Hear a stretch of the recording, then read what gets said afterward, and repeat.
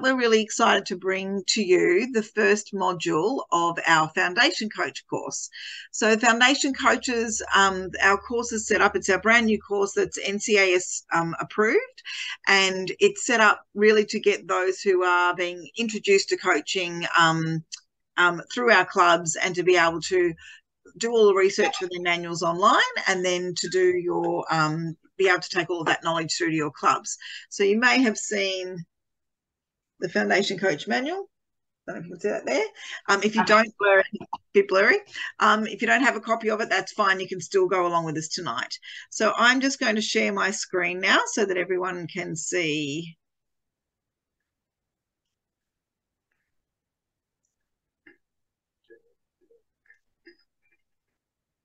Okay, and is this on there?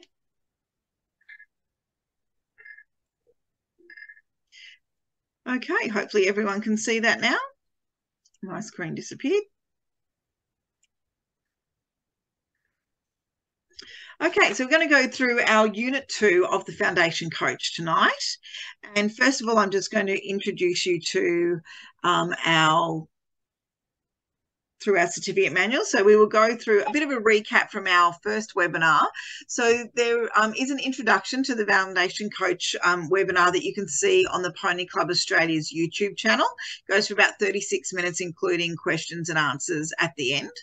To start the Foundation Coach course, we have a prerequisite of doing the Sports Australia online course, which we can send out after you the link today, which is the Community Coaching Essentials course. That course is now a prerequisite for all of our coaching levels, and not just for us, but for every sport across Australia. If you're a coach in any Sports Australia sport, then you'll need to do the Coaching Essentials course. Next, you'll also need to do the Gear Check accreditation test online, and then apply for a Working with Children check in your state. You can then purchase the Foundation Coach manual from Just Go, and Michelle will send that out. And then there's 10 hours of mentor coaching at your local club at a rally or muster day. And then after that, you can complete the written test and jot form. And that is as easy it is to be able to get a Foundation Coach. So today we're going to run through the rider syllabus, our certificate manuals, the role of the coach, and then Sue-Ann's going to talk about safety and risk management. Sue-Ann is our National Integrity Manager, and then Michelle Newham, our Members Manager, is going to run through coaching with children. So this covers off between about page 5 and 13 of the Foundation Coach manual.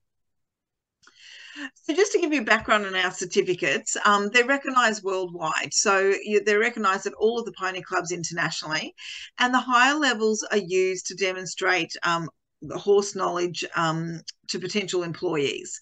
There are 8 certificates over 7 levels that we'll run through in a moment.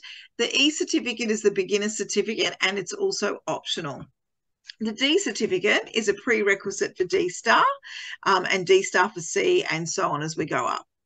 A workbook manual is produced for learning and content for each of the certificates, but there's also an online option called the Pony Club Academy for riders to learn through. For those who don't like going through the workplace books, we've got some kids like that might prefer the online version. The certificate practical assessment sheets can be downloaded from the PCA website, and the assessment is performed normally by prelim coaches and above, depending on what the certificate is. So once you get to a C certificate or above, normally that's done by your zone chief instructor or designated instructors that your zone have put through. We've just released our brand new certificate books, which will be going into production this week, all with updated content. This is what the new covers look like, and you'll be able to see there the progression of riders throughout those books and rider knowledge. If you've got someone who wants a little bit more online learning, we've got the Pony Club Academy that you can go through on the ponyclubaustralia.com.au website underneath members, and then Pony Club Academy. And you can see here it's very easy for them to choose which certificate they're going through. As they end a certificate, it asks if they are then ready to go for the next one. They ask a short quiz, and they can then start studying for their next one as well. But please keep in mind they do still need to do their practical assessments with you at your club to be able to successfully complete that course. Here's an overview of our riders. As you can see, we start with our E certificate, which is the not compulsory one, and then we start with our D. So riders for E, I would say, is sort of under 7 years old. For D, we start looking at between 7 to 9. Between D star, probably between 8 to 11, and then C certificates are normally between 10 and 14 years old. We then move up into a choice of between C star and K. K has much more of a horsemanship focus on it than a riding focus. And then for our very high levels, we have our B and our A certificates. The K certificate also includes a project management component of it instead of the advanced riding. Recently, we've also vet mapped our certificates, which means we've actually aligned the certificate content that riders are completing along with nationally recognised training courses. So anything from Certificate 1 in a stable hand for racing all the way through to a diploma of sport. You can see here that the courses that are involved are quite in depth, and then the units that they cover are underneath. So if you've got children that are going further into any kind of tertiary education, this shows that they've already covered off that kind of study. If you've got children who are wanting to actually apply for these as an actual course, we can provide the history of that mapping for them so that they can get recognition of prior learning. So the benefits of it being an NCAS coach is that it's a nationally accredited course with Sports Australia, and as standards and ethical behaviour improvements will come about through sport, we'll need more coaches that are both trained and accredited in the same way. It's a great way to learn new skills, and you'll also get recognition of prior learning for preliminary and level 1 NCAS coaching qualifications. There's also additional insurance benefits for you as a coach from preliminary and above, and it's also a great way to give back to your club. Passing on now in perfect timing, we've got Sue-Ann Waugh, who I think you can all see on the screen below. She's going to cover off our role of the coach. I'll pass it over to you, Sue-Ann. You might have to, there we go. Good evening. I'm looking very blurred on my screen, so I'm not sure if the camera's doing weird things or not, but great to be here tonight. So we're just going to look at the role of the coach, which will be legal responsibilities, the code of conduct, which is the Pony Club Code of Conduct, and implementing practices to ensure the welfare of riders and the horses.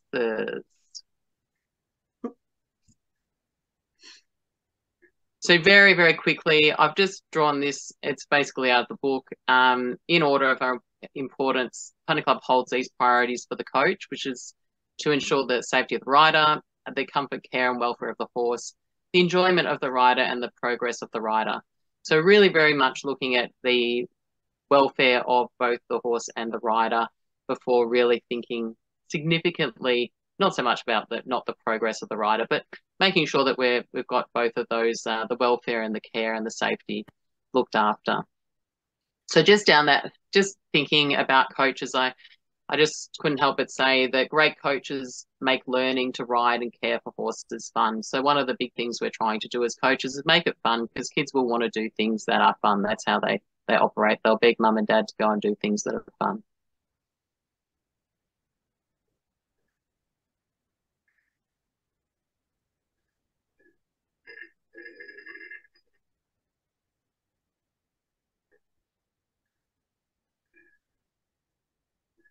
Legal responsibilities of the coach. You'll find this is from the National NCAS, National Coaching Accreditation Scheme.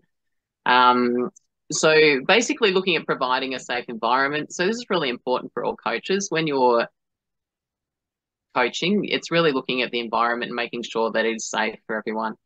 Activities must be adequately planned. We actually do a lot of planning in the NCAS, PCA, NCAS coaching qualifications, and that's because it's good to plan things. It's also good to know what you were trying to do and being able to assess whether that actually worked well. And if something doesn't quite go as you thought it might be, at least people know what was planned, or if in the event of some accident happening, that was actually your plan. This is what you'd planned. So at least they knew what was in your mind originally. Riders and horses must be evaluated for injury and incapacity. So that's really important too, making sure, again, going back to the welfare of the horse and the safety of the rider, making sure that they are in the best position to train well is really what that is about. Riders and horses should be matched. So looking at making sure that the rider and the horse are well matched. And if you don't think they are, to talk about the reasons why they're not, why you think that there's a mismatch. And you guys can jump in any time between Sally and Michelle in this area, because it's not, that's one of those areas I think you're probably best placed to talk about. Safe and proper equipment should be provided or required. So obviously we require people to wear proper boots, helmets, and anytime we're providing equipment, that it's the proper equipment that we should be, that's safe, that's going to provide a safe environment. Riders must be warned of the inherent risks of the sport. So this would be across all coaches. If there's risks involved with the sport, making sure that people understand that there are risks with the sport, and also what we do to eliminate or reduce those risks. So one of the perfect examples of that is wearing a helmet. We require people to wear helmets, certain types of helmets, to reduce the risk of head injury. So that's where that's the kind of conversation we're looking at. So not just, hey, it's risky, what do we do actively to reduce the risks of that sport? Activities must be closely supervised, so making sure that we do have good supervision, we can see what's going on, that if you require extra help, that you actually go and ask for it. Coaches should know first aid. So as a general rule, you don't have to within our certificates, if you want to correct me there, Sally. I don't think we've taken that requirement out, but it's a good thing to know. It's a good thing for anyone to know, good thing for parents to even know. So there are lots of first aid opportunities now are online. So have a think about having first aid in your skill set. Develop clear written rules for training and general conduct. So making sure that people understand what you want from them. And one of the best times to do that is before someone even steps in the patch. So making sure that everyone's aware of what your expectation is, so that if something goes wrong, that they already knew that that was the outcome. So, and also probably even letting them know what happens after that. So if you don't actually adhere to these rules, I'm going to ask you to leave the arena for 5 minutes. Just whatever it is. So you make sure that everyone's clear and on the same page and they're buying into that activity or into that behaviour. Coaches should keep accurate records. Absolutely, that is for your protection. It's also for the knowledge of the club, all sorts of things. And those accurate records might be about someone's progression. It might be about incidents that happen. It might be about what you think you could have improved. So making sure that you write things down. So if you might have had a training session and go, I really think I should have done X, Y, and Z, write that down so the next time you know, that's what I'm going to do.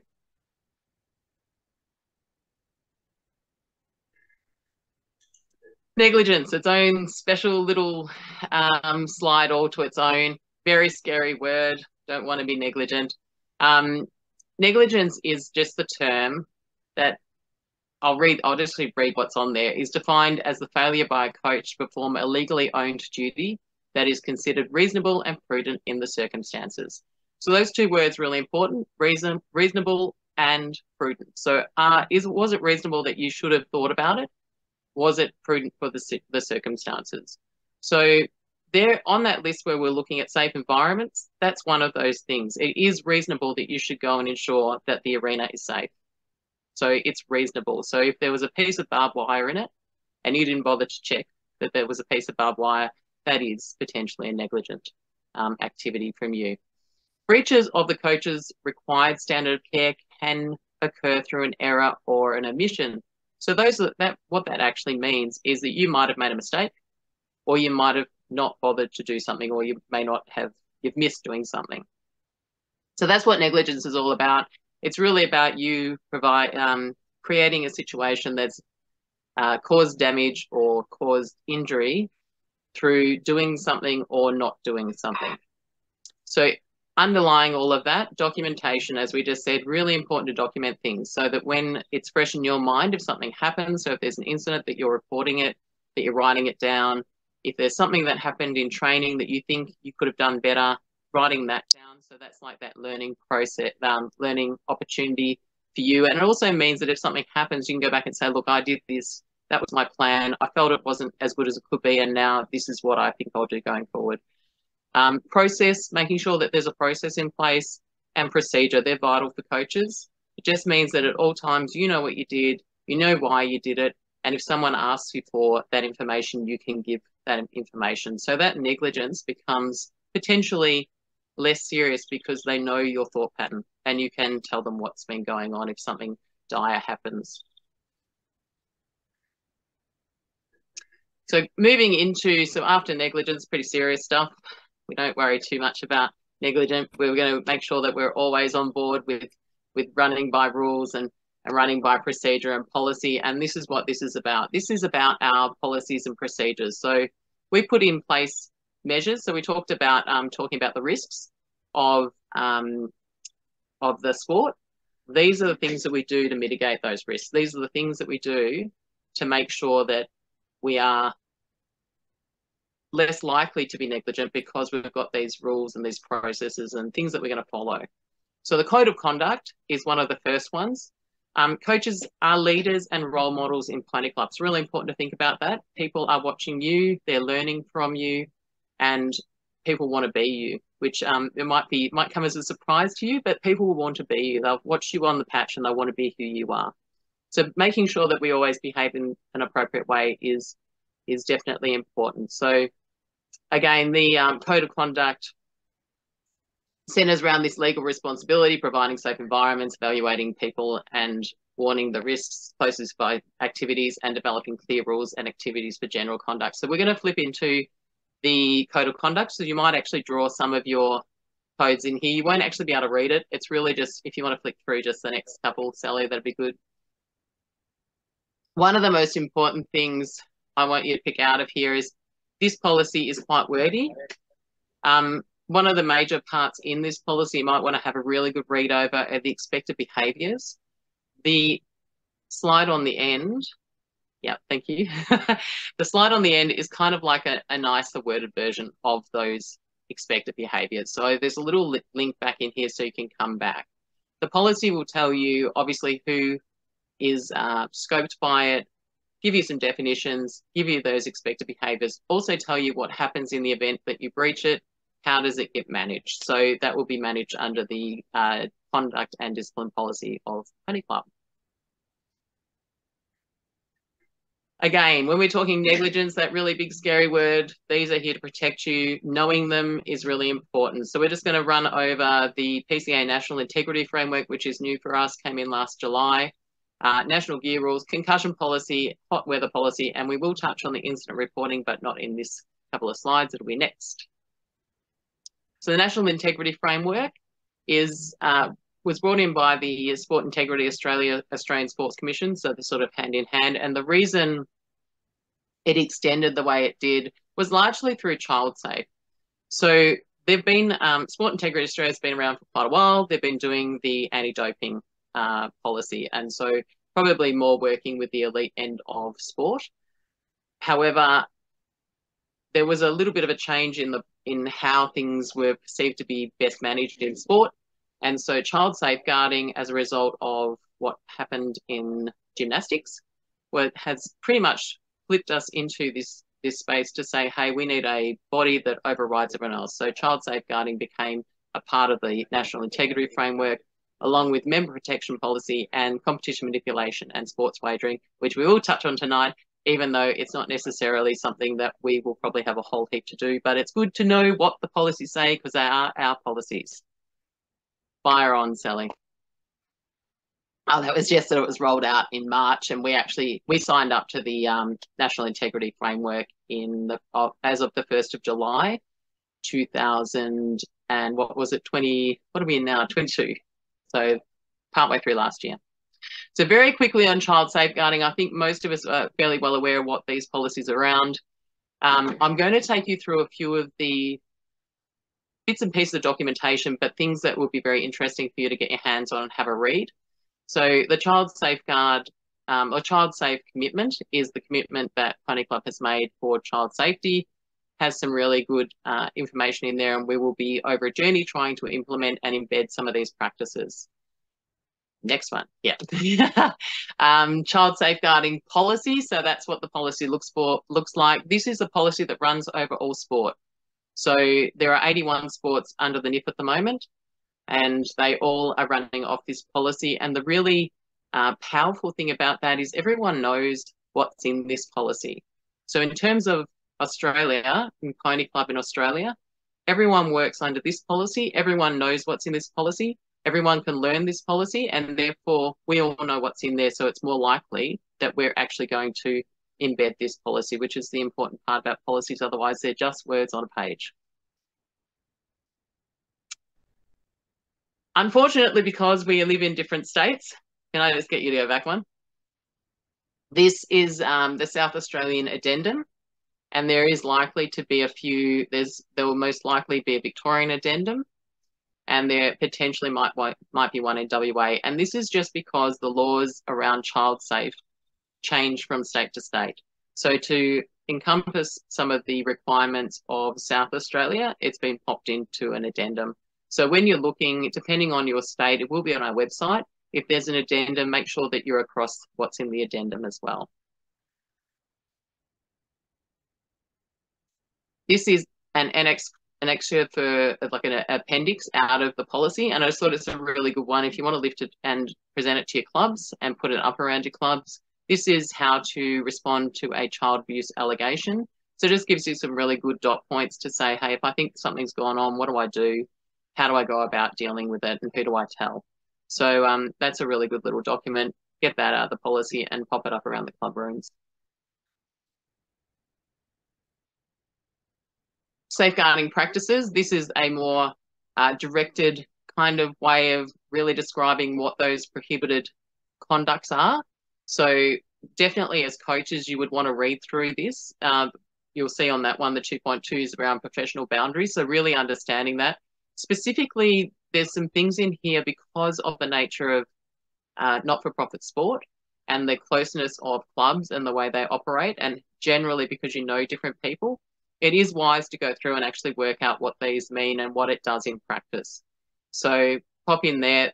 Just a little addition on that. These policies are being currently updated, and they will be released by about the 1st of July this year. So make sure you pop back and have a bit of a look at them in a couple of months' time as well.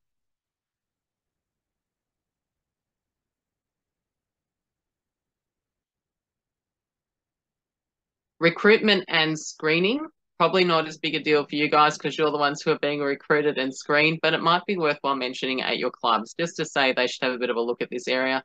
Really probably a bit tricky for clubs to put in place, but making a mental note yourselves what they're actually looking for might be a really good thing just for you to know. And yes, recruitment and screening is an interesting area. Child safeguarding practices, great little resource from Sport Integrity Australia. So highly recommend jumping in and reading that. That basically takes the prohibited conducts and puts them into everyday practical situations. So it might just help you to understand what, if you don't quite know what they're talking about, the prohibited conduct, it will make it clearer by having a read of this little document. And that will be found on Sport Integrity Australia. This is their resource page. So when you arrive onto that screen, you'll find all different types of resources, including other little posters or information booklets to help describe to people who are different ages. So talking to kids who are 7 to 12 about what their rights are. So some really good resources in there, good for coaches to know. But also if you're a coach at a club, say, hey, this is a really great resource. How about we pop it up around the club? And this is our page currently on child safeguarding. All of these links will take you to that page. If it's, you know, the do's and don'ts will take you back to this resource page. The child safe resources will take you back to that page. And otherwise it's links to our policy.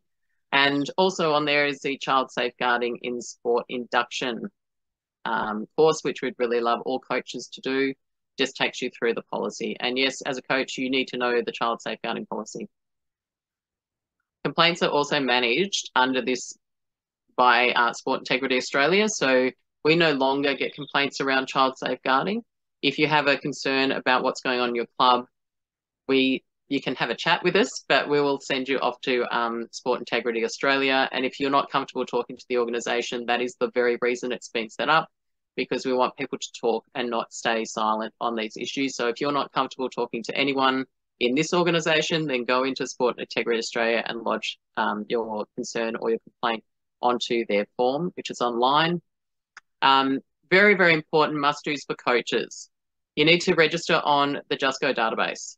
You need to record a valid Working with Children's Check Blue Card screening on the Just Go database. Valid meaning that it's in the right date. So we're not putting outdated information on there. Complete the Australian Child Safeguarding in Sport induction course, which is on the e-learning platform, and you will find it on that page. And then record that you've done it on Just Go. So they're your 4 things to really importantly do for us as coaches in Pony Club. And that's all about embedding processes to keep children safe in Pony Club. The member protection policy, very briefly, it covers abuse, bullying, harassment, sexual misconduct, discrimination, victimisation, vilification, and the complaints are managed by SIA. However, I'm putting a little caveat over it because things are changing. You want to just click one, Sally? Discrimination is actually where SIA are going to end up with this. So it'll be discrimination that they manage, potentially vilification in there as well. And the rest of these will come back to Pony Club Australia. So not quite sure how that's happening currently. So we'll get back at some point in the near future and let you know.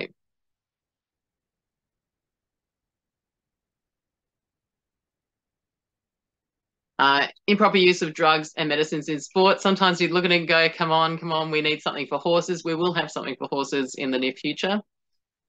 One of the most important things for you to understand in this space as a coach, I think, is just the education process of young riders. So if you're dealing with young riders ultimately who are going on to a more elite level, having them understand that there is a anti-doping or the improper use of drugs and medicines policy, it does actually impact them. So even right now, as a 4-year-old rider, you would be considered an athlete that should not be taking drugs. The good chance is, or misusing medicines or drugs, the good chance is they're not going to actually get tested because there's only so much money to go around. So we're actually going to focus on the more elite spaces.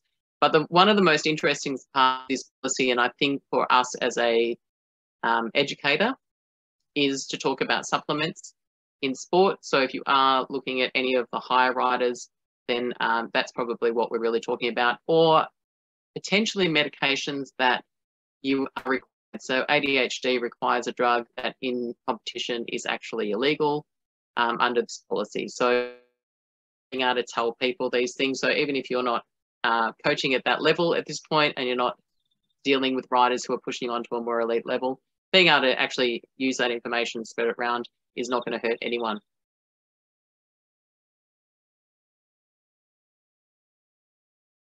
Oh, also great information pamphlets. So pop onto the website and do those. The anti-doping overview, so the fundamentals, is of course that you can actually get into, and we've gone past it. The app is a really good thing too. So jump into the app. Let people know that there is actually an app. So that's probably my big parts on this. And we'll very quickly go over wagering, and you can read what's on the screen. Probably not something that's really going to affect Pony Club a lot. We don't have a lot of money on our competitions. So, but just understanding that that's what it is. And it really is about, so even down to an official's deliberate misapplication of the rules to advance someone is actually a breach of this policy. Move on. National gear rules. We have national gear rules. I'm actually going to invite Sally to talk on this because I think you're better placed than I am to talk on national gear rules. Okay, national gear rules, our favourite topic. So in July last year, the national gear rules were implemented across all states for Australia. The process in developing them was that we had a nominee from each state who joins the National Gear Committee. And 2 years prior, Pony Club Australia got all of the gear rules from all of the states. And then that committee that was made up of representatives from every state went through each of the rules in all of the states to create a consistent ruling across Australia.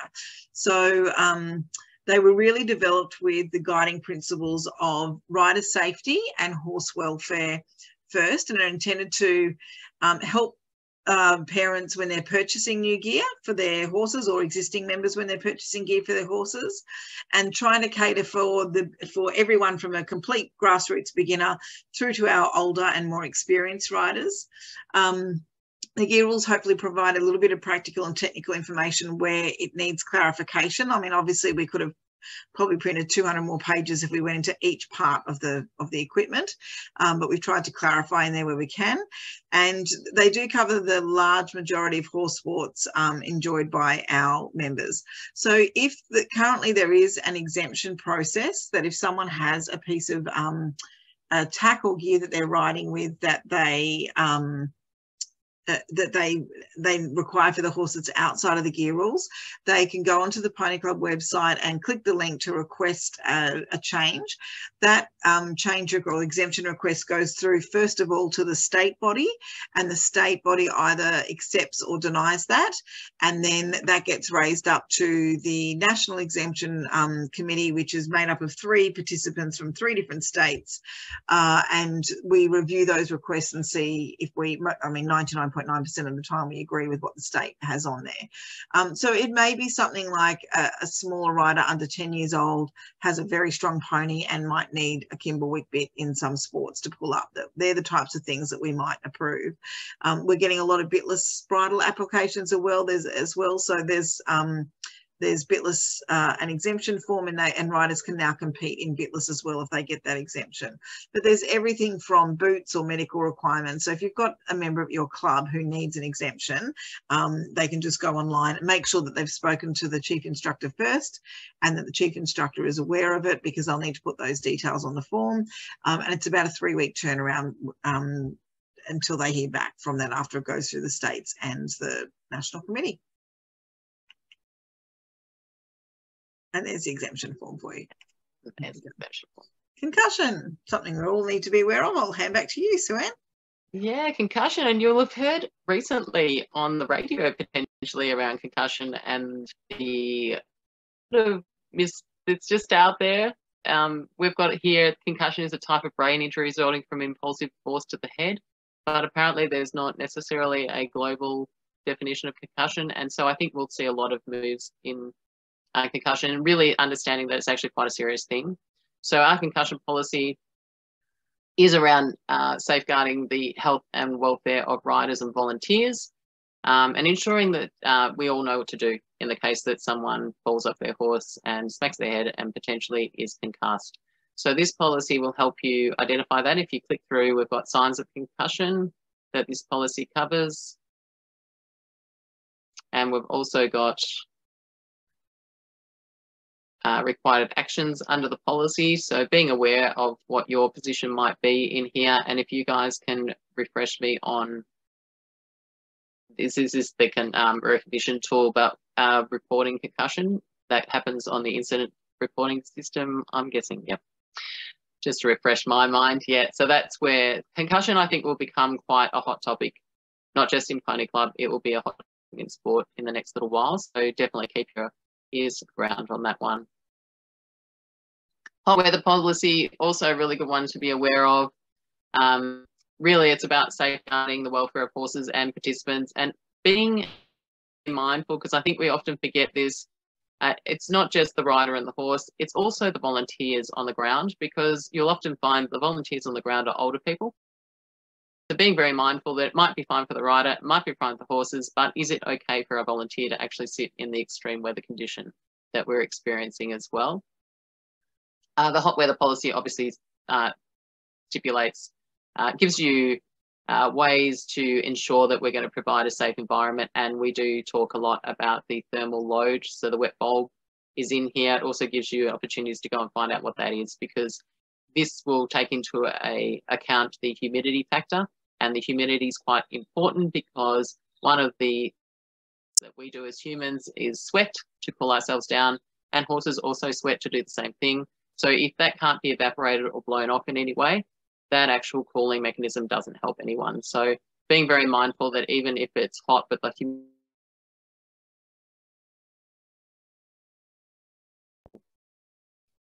So aware of that one. Definitely need to know about the hot weather policy. Event organisers particularly will need to know about that one. You can go to the next slide, Sally. So up to Unit 2.3, safety and risk management. These are mostly just drawn out of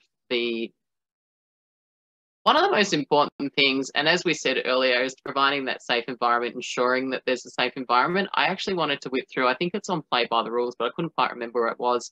There's a little video that they talk about risk management, finding safe environments, and it looks at I think she's a soccer referee, and she goes around and she hunts around the floor, around the playing area, making sure there's no broken glass and all those types of things.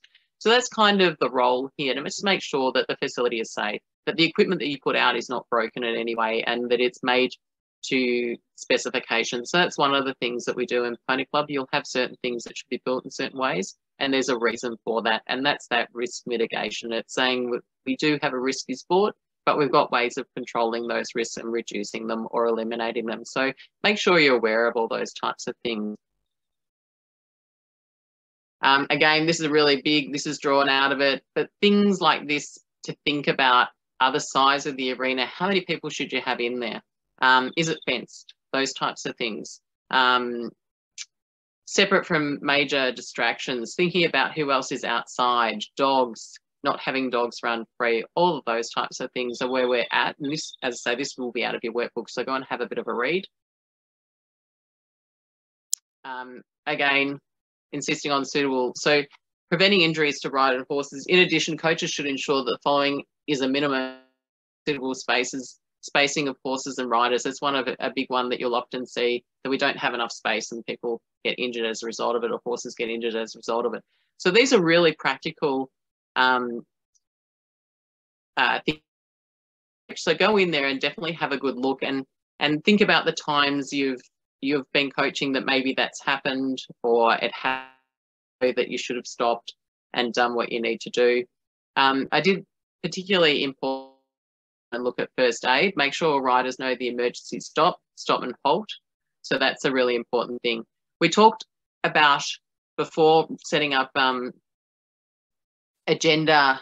Sorry, if you flick back. We talked about just setting up those expectations. So this is an example of expectations, so people know exactly what they should be doing. And therefore, if that doesn't happen, we've got the capacity for you to say, hey, that's actually what expectations of you being in the arena with us.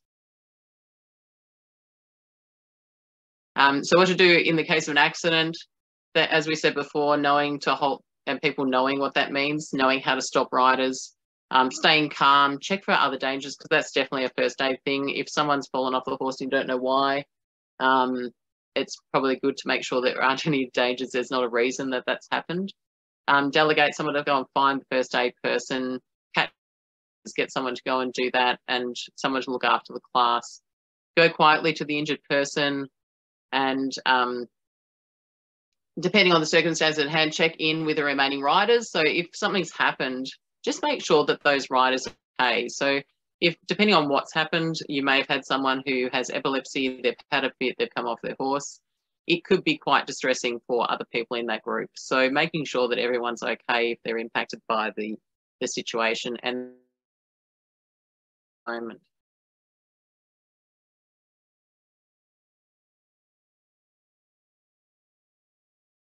Basic first aid procedures. So identify who is the first aid person at your club. That's pretty important if you're going to go out there, so you know who you're looking for. And maybe even letting everyone else know who that first aid person is. It might become a part of what the club actually does. First up, letting people know who's on there to go and talk to if they need a. If you're not trained, then don't just wait till someone comes. So particularly if someone's unconscious, you don't want to actually do something that might injure them. But stay with that person if they're unconscious. If the rider is able to move, do not attempt to move them though until the trained help happens. So if they have fallen off onto, say, their head, but they feel fine, it's probably better to tell them just to stay still so that person can come and assess them and make sure that nothing more serious has happened.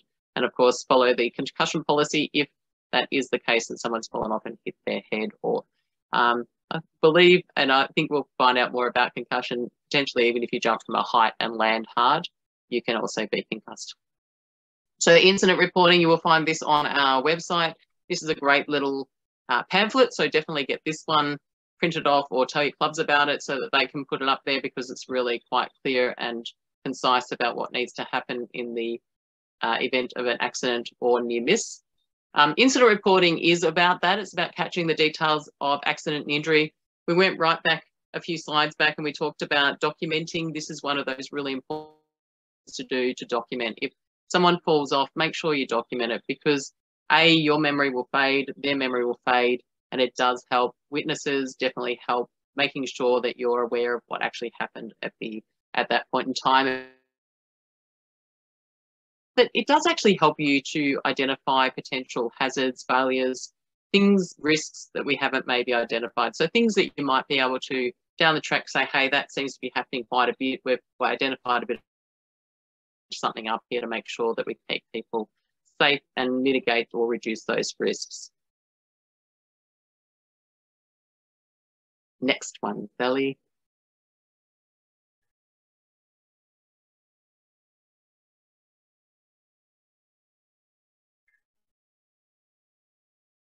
Doesn't want to go.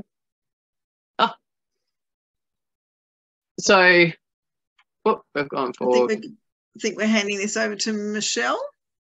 Yep. Okay, thanks, Joanne. That was great. Okay, so we move on to 2.4, which is coaching children. So, you know, why do children come to Pony Club and what's their motivation to learn? So the main things are your fun, your friends, the love of the horses, and that they like to learn new skills as well. So at the same time, they're learning to interact with others and control a pony and deal with their own physical and social personal growth.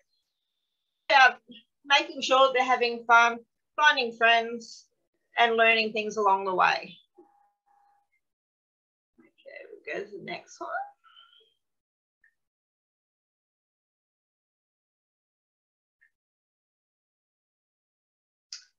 Okay, so in our Foundation Coach booklet, there's a graph in there that shows the age of the riders and little notes on what they learn and where they're at with their learning. So it is important that we understand, you know, that the younger children do have shorter attention spans and they like to be active, and as they get older, they like to learn more and engage more. So it is important that we keep up with what the requirements are of the children.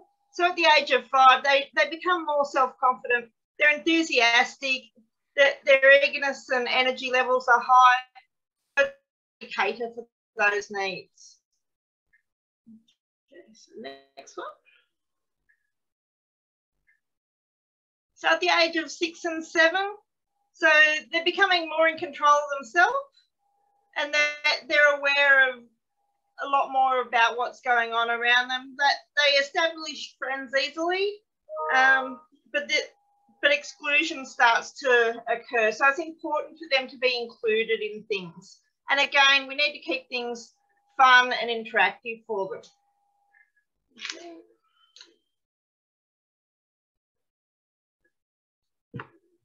So at the age of 8, the energy is now on improving their skills. They like to try more things, and that their interest and attention's devoted to their peers. So they like to be in their groups of friends and group activities.